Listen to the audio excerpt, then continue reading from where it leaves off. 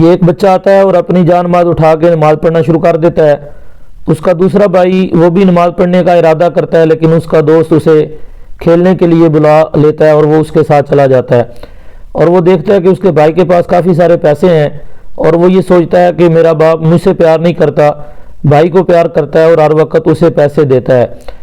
تو وہ پھر دیکھتا ہے کہ اس کے پاس بہت سارے پیسے ہیں، تو وہ کہتا ہے اب تو میں اپنے پاپا سے بات کروں گا۔ وہ اپنے پاپا کے پاس جاتا ہے اور کہتا ہے کہ آپ مجھ سے پیار نہیں کرتے، بھائی کو پیار کرتے ہیں۔ تو وہ کہتا ہے میں تو برابر ہی پیار کرتا ہوں۔ تو بچہ کہتا ہے آپ مجھے پیسے نہیں دیتے، بھائی کو دیتے ہیں۔ تو باپ کہتا ہے آؤ میں تمہیں بھی دکھاتا ہوں، یہ تمہارے بھائی کی جان ماز ہے جس میں پیسے رکھتا ہوں، اور وہ نماز پڑھتا ہے اور وہ اپنے پیسے لے لیتا ہے، لیکن تم نے کبھی جان ماز کو ہاتھ نہیں لگایا۔ تو بچہ کہتا ہے اب سے میں نماز پڑھوں گا، نماز کی بالکل پابندی کروں گا۔